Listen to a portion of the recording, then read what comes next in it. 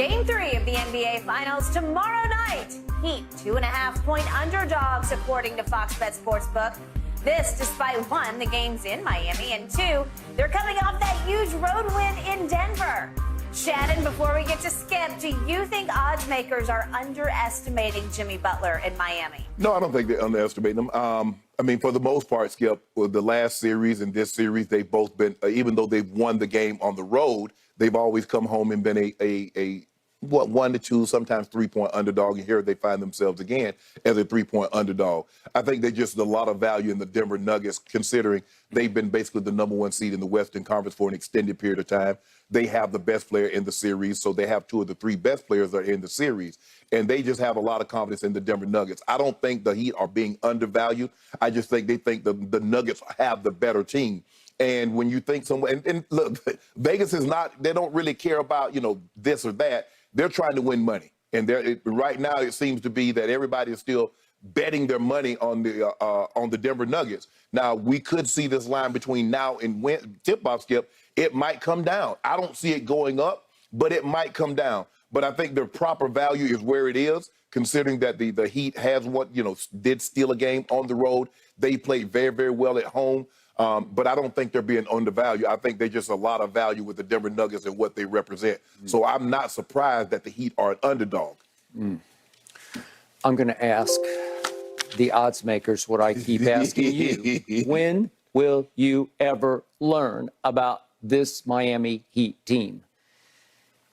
I have never in my career seen anything like this Miami Heat team. Do you need to bring this in? You can bring it in. You go ahead. There you go. You get you some TV time. Yeah, there you go. Go ahead. You can't be without your ammunition. Go ahead. Okay.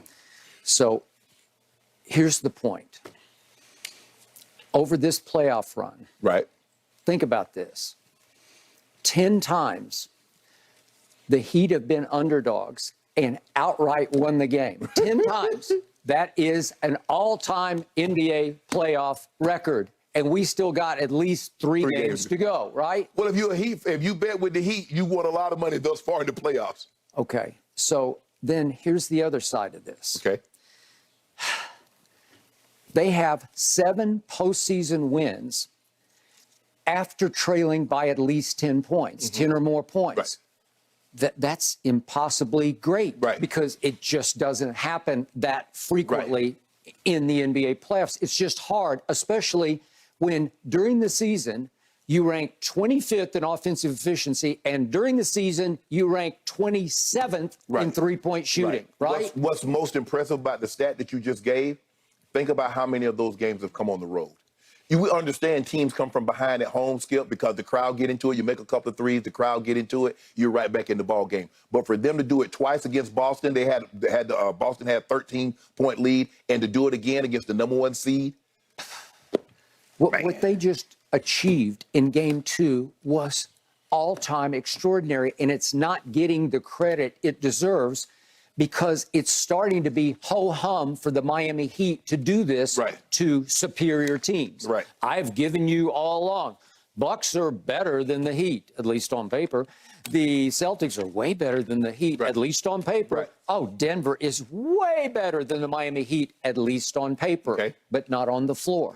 Not when the ball gets tipped, because this team has become a force of basketball nature, the likes of which I've never seen, because Cinderellas don't win NBA championships. It's too many 7-game series to fight through, and you're going to get exposed as an 8-seed fraud. At some point, somebody will expose you. It's too many games. Well, Skip, they're only the 2nd seed to make it this far. The Knicks made it, but they were swept by San Antonio in '99. Now, think about it. Remember, that was a strike short that they played only 50 games. Okay? And but Patrick Ewing was hurt. So go ahead. Okay. But so you have to give the Heat some credit, Skip, because they've already won more games than that Knicks team. So we know they're not going to get swept. And now they come home, having stolen home court away from the Denver Nuggets. So, Skip, when you look at it, you're like, this is an 8 seed. It's hard. How do you get that out of your mind? Even though Mike Malone says this is not your typical 8 seed, but they are. They're 8 seed. I don't care what you try to make them out to be. They came into these playoffs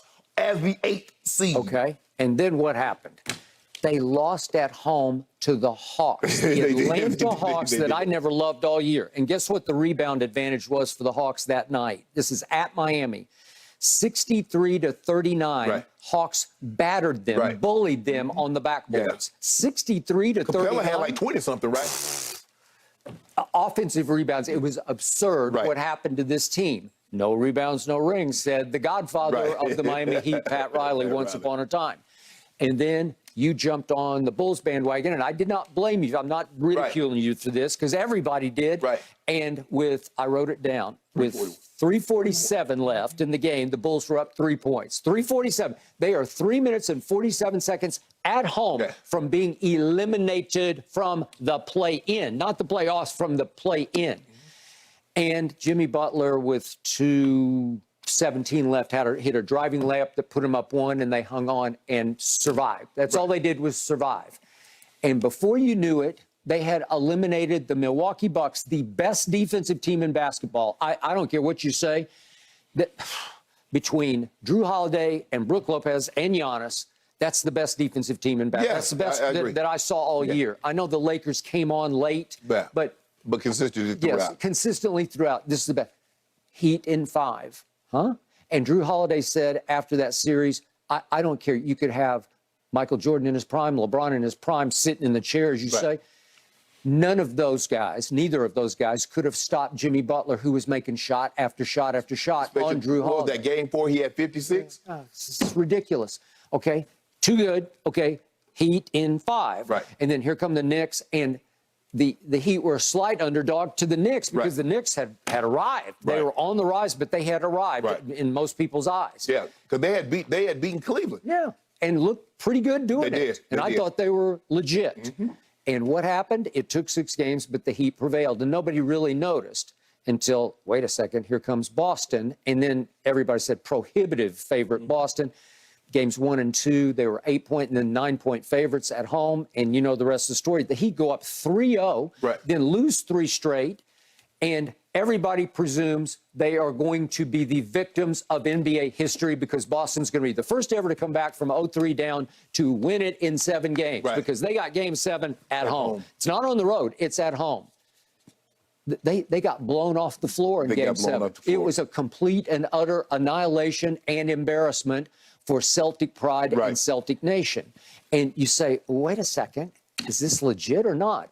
Game 1, it looked like a mismatch at Denver.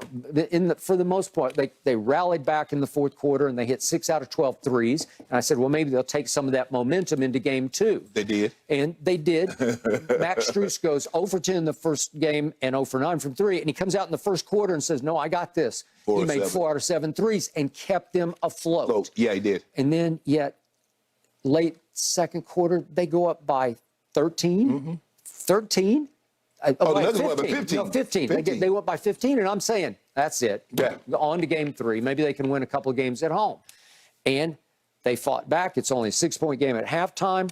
Then Jimmy Butler goes 0 for 5 in the third quarter, while Jokic scored 18 in the third quarter. And just in the second half, he looked invincible, scored 28 of his 41. Well, the thing was, Skip, he scored 18 in the third, and even though he was doing his thing, the Heat had to feel good that, like, yeah, he went crazy, but we're only down 6. Okay. They're down 8 going to the fourth quarter. And all of a sudden, Eric Spoelstra pushes the Duncan Robinson button. Duncan Robinson. What? And it wasn't 10 straight, but he scores 10 quick points in just under 2 minutes. Well, he outscored him 10-2 by himself. 10-2. He goes 3, driving layup, 3, driving layup, and the second 3 was just a flat-out, in-your-face bomb. Right. And you look up, and an 8-point lead is evaporated into a 3-point Heat lead, and they never looked back. Right. And they were up 12 with 3.5 minutes left, and it got tight, and Jamal had a last-second shot, so you can say, well, but still, the odds makers are still saying, no. They're saying exactly what they said in the Milwaukee series and in the Boston series. When they go back to Miami, these teams are still superior to that team. And so this game coming up tomorrow night, it's a 3-point game in favor of the visiting team. Right.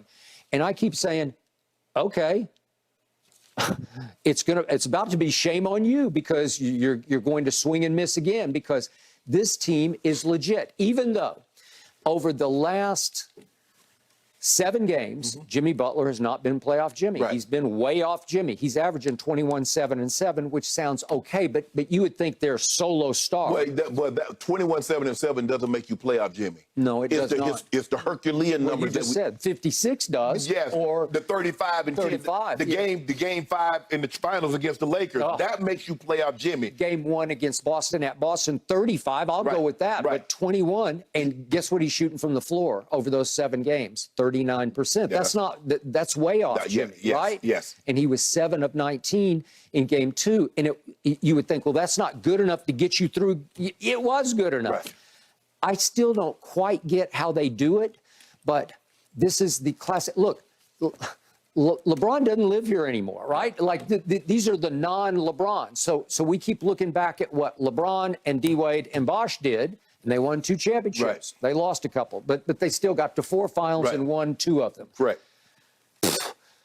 This looks nothing like that because no. Jimmy is not seen as that big. He's a star, but not a superstar. Right.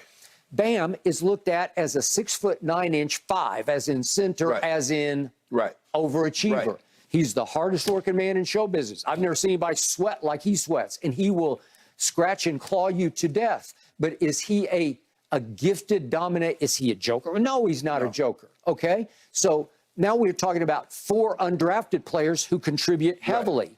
We're talking about a Tyler Hero who broke his hand in game 1 against Milwaukee and was a 20-point-a-game scorer. Yeah, this is a vastly different team because you look at LeBron at that time was the best player in basketball. D-Wade was a top 10 player. Chris Bosh was a perennial all-star.